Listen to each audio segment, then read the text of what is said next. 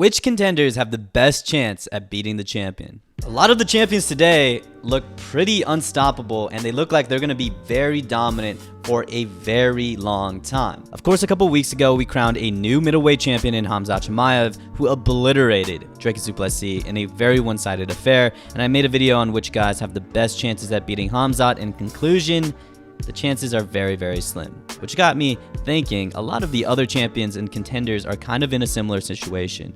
Merab has been steamrolling the competition at 135 with his very dominant wrestling as well, and we already got the answer of how he fares with the top contenders. He destroyed the current top 3 contenders and is pretty much forced to take the 4th ranked contender in Corey Sandhagen because there's no one else to fight. Pantoja is kind of in a similar situation as he's lapped the top flyweights, beating Moreno 3 times and Royval twice. But at the very least, we have a newcomer, and personally one of my favorite fighters right now in Joshua Van, about to fight him. But as much as I love Josh, he's probably going to get mauled. Ilia Topuria, if you don't count Islam right now, since he's eyeing JDM and 170, is probably going to demolish every contender at lightweight, considering what he did to Charles. But at least Ilia has some interesting competition. Tom Aspinall, in the other case, not only has destroyed most of the contenders already, but doesn't really have any interesting matchups. Cyril is literally the only fight the UFC can make, and although it is semi-interesting, after Cyril gone, there's literally no one else he hasn't destroyed or would destroy. Going down one, we have Magomed Ankalaev, who doesn't look as dominant relative to the other champions I just mentioned, but he still has a good chance to beat most of the other contenders at light heavyweight. And finally, we get to the Aussies. JDM just got crowned, and we'll talk about it more, but I think he matches up really well against his next opponent in Islam Makhachev. And Volkanovski, despite his age, also probably matches up really well against the new generation of featherweights in Movsar, Lerone Murphy, etc. So, with a seemingly very dominant set of champions, let's go through each division and look through the contenders and see who matches up the best against the champions and how likely are their chances at actually beating that champion. Starting off with a hard one, Alexandre Pantoja looks so unstoppable at 125. He pretty much walks everyone down and mauls them. Sure, he's facing a young, hungry, and dangerous Joshua Van soon, but I don't think Van has ever faced anyone even close to the grappling ability of Pantoja, and he's probably going to get mauled like everyone else. Again, he's also beat Moreno 3 times and Royval twice, so who's left? Amir Albazi? Tatsuru Taira? I know MMA math doesn't work 100% of the time, but I highly doubt those guys that have been beat by Moreno and Royval, are going to be able to beat a guy like Pantoja. So really, it might sound crazy on paper, but still the best contender that has the shot at beating Pantoja might be the guy that lost to him 3 times in Brandon Moreno. Moreno, since their last fight, has looked very, very good still. Sure, he lost a close fight against Royval, but he came back even better against Amir Albazi and outclassed Steve Erceg. Though he's 0-3 against Pantoja, in his last outing, he took it to decision and made it very, very close. They went to war. Even with Pantoja clearly beating him in that fight, Moreno made it really close and is really the only guy in the division that can compete with him grappling-wise and striking-wise, and can almost mix it up as well as Pantoja can. In that fight, Moreno cut him, put him in bad positions, landed well, and clearly won a couple of rounds. But it would still be a very close fight regardless, and I would honestly lean towards Pantoja. Though, if Moreno does make that adjustment, lands with more stopping power like Figgy did against Pantoja, then Moreno has a very solid chance at taking out Pantoja, and definitely a better chance in comparison to the other contenders. Then we have a similar situation at 135. Merab has beat the top 3 contenders and lapped Sean O'Malley. And with him facing Corey Sandhagen, it's really looking like another easy title defense for Merab. So it's a really boring answer, but it's definitely Umar in a rematch. Umar was the only person Merab has faced who actually found consistent success across rounds. And if he kept up that game plan and didn't get out cardioed, then he probably would have won. He's the only one who has not only consistently defended Merab takedowns, but also got one as well. He mixed up his striking well to get Merab thinking and not going brain dead and shooting with no resistance, and in general landed really well from all levels. If Umar can do what he did in those first 2 rounds, just one more round, he could become the one to dethrone the seemingly unstoppable Merab. But until this rematch, I don't see any other contender coming close to beating Merab. I love Petr Yan, one of my favorite fighters to watch, but he got pummeled by Merab, and I don't think his grappling will ever improve enough to compete with Merab's. Sean O'Malley is, of course, out of the picture, and everyone under Corey, including Corey, doesn't stand a chance. So it's really up to Umar taking EPO to beat Merab. And now we get to Volkanovski in 145. As great as Volk is, his age has definitely showed recently. He did have an amazing win over Diego Lopez in an absolute war, but I mean, the wear and tear afterwards was bad, and he did almost get flatlined in the second. He definitely just doesn't have the reaction time and speed like he once used to, so despite him being so damn good, he'll look much more beatable in his second reign.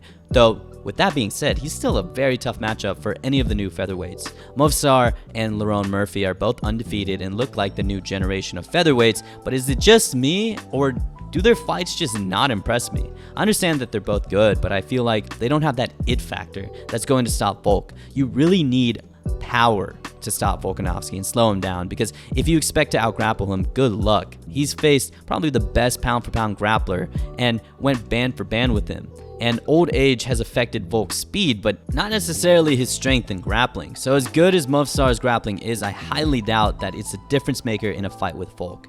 I also rewatched that Aljo fight, and granted, Aljo is a very good grappler himself, but still, I don't think the guy to beat Volk with grappling would be the guy that goes toe-to-toe with Aljo. And I feel the same way with Lerone Murphy. On paper, he's really good, and he's coming off an insane spinning KO over newcomer Aaron Pico, but he's never done that shit in his career before then. He's a solid striker with good grappling, but I don't know, for being undefeated, he doesn't really impress me. He barely won that fight with Dan Ige. He fought smart against Josh Emmett, but got an underwhelming win over him, and that's the story with vast majority of his wins. I don't think he has the power to stop Volk or has anything that Volk hasn't seen before. But you know who I think has a solid chance of beating Volk, especially at the age Volk is at?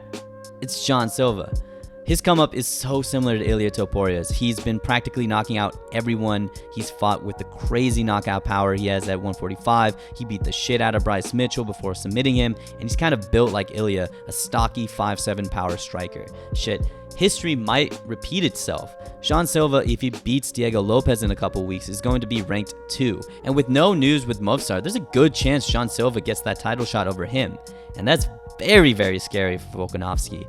And at lightweight, again, not counting Islam because he is going up to 170, I think the obvious answer here is still Arman. People forget, man, Arman is a marauder, man. It's been a long time since we've seen Arman fight, but don't forget how good he is. Again, not counting Islam, Arman is the best wrestler in the division right now and will cause a lot of problems for Ilia Topuria. I think if Arman ever faced Ilia, he would be the first one to put that wrestling pressure on him. I don't think he's going to do the Charles and stand in the center and trade. He's going to take a page out of Hamzat's book and shoot almost immediately. We're probably going to see way more grappling than we've ever seen in an Ilia fight. But like I've said in the past, it's practically impossible to be perfect against Ilia Topuria. He'll find that small window and probably knock out Arman. Arman has shown in the past that he doesn't have the best striking, especially his pure boxing, and I think he gets caught. But still, I'm confident he does much better than Justin or Patty, which through the grapevine I've been hearing those are the fights up next for Ilia, which would make no fucking sense at all. Like, why? Arman is pretty much the #1 contender. Why are we going to send these two to the slaughterhouse when we can potentially see Ilia's grappling really tested? I don't know. Anyways, Arman is lightweight's best chance. JDM has Islam to deal with soon, but is it just me or should this be a pick'em? Dude, everyone has Islam as a solid favorite over JDM, but that doesn't make sense to me. JDM is bigger, a more natural 170er, and has phenomenal boxing, an area Islam has showed struggle with, and now has elite takedown defense and anti-wrestling. On top of that, he has Craig Jones in his corner, who prepared Volk for Islam, which really showed. Yeah, I understand how good Islam is, but this is a much more nightmare matchup for Islam than the other way around. I'm not entirely confident that Islam is the guy to beat JDM. I also feel like Sean Brady is just going to end up like Bilal, maybe worse. And as much as I like Shavkat, and I still think he's really good even after the long layoff and him looking human after Ian Gary, JDM's boxing might be too much for Shavkat, who kind of relies on his chin way too much. He might get mixed up like in the Jeff Neal fight, but JDM is definitely going to be good enough to stop the grappling of Shavkat. So, you know who I think the contender that matches up really well against JDM is? Ian Gary. Alright, a bunch of people don't like this pick, but I think stylistically he matches up really well against JDM. He's shown that not only is he an elite striker, but his grappling, like JDM, has improved a lot, as shown with his fight with Shavkat, where he took the guy's back and threatened a submission. I think the mix of grappling, his striking, and really his fight IQ is going to be very interesting for JDM. And on top of that, he's 4 inches taller and long as shit. He can really take advantage of his distance with JDM and not let his boxing get going. So, like it or not, my pick is Ian fucking Gary. And at middleweight, I made a whole video on this last week on who can beat Khamzat Chimaev, so I won't get into too much detail, but personally my pick switches between RDR and Kyle.